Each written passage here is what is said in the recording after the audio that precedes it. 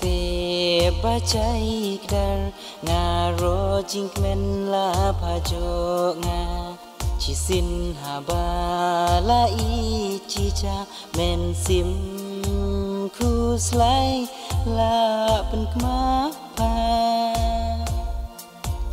ngaro ken bala piang ngami dadu men sim do nu dia do chi teng wa den ngora jing iet ai ba chi chai baro cerita o sentu kulap san rong sentu basan du ha pertei ba chi cngei qua rot ni chi lang but pa hi ho la qua e xin ân jo in chi lang he qua rot nga e re ba me chi bang sin chi lang but me ho la qua te sap son e men sim nga kum ni jo e lang i but pa kasni umane sakiki ha ba jo kular banga ba pa ba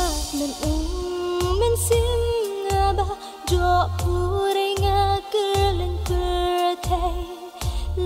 la me de cham ro thi nga jing in ba ke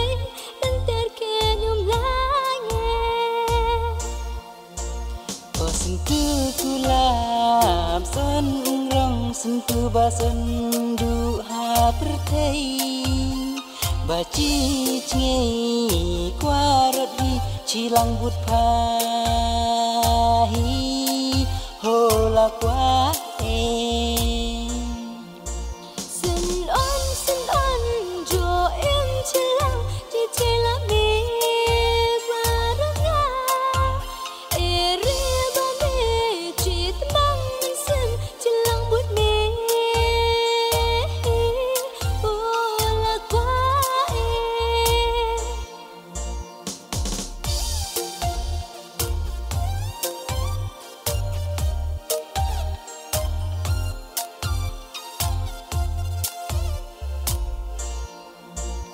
Hình bala bu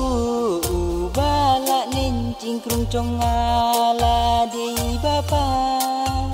jo duk iba jo snai iba jing i trong askem ka du ha pa